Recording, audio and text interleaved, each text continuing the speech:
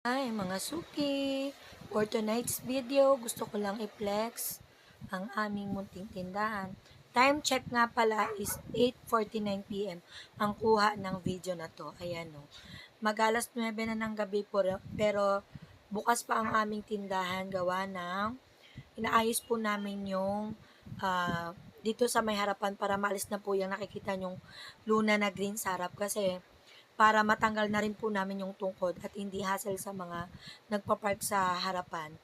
Dahil for preparation na rin po namin yan para in case na nag-clearing po at naipatupad na po yung clearing dito sa aming bayan, ay hindi na po kami mag-a-adjust dahil okay naman na makiklear na yung harapan. Tsaka maganda na rin pong tignan. Makapag-park ng maayos yung mga sasakyan sa mismong tapat na hindi masasakop yung daanan ng daanan. Sa may sidewalk na lang po makakapag-park yung mga sasakyan. At ayan, i-flex natin si Idong.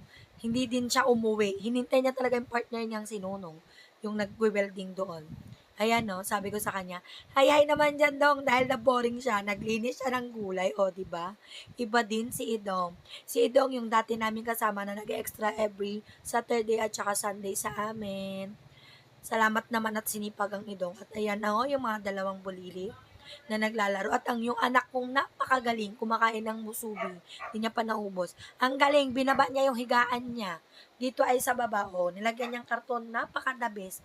Ang bait-bait. Kawawa naman ang mama Use na tagalaban ng aming mga sapin at kumot at mga damit.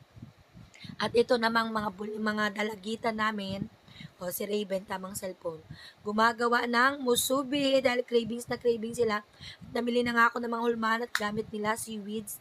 Kaya ayan for the gawa sila ng musubi. Sold na sold talaga sila ngayong gabi dahil sa kanilang musubi. Yun lamang po ang aming munting vlog, ang aming mini vlog for today's video.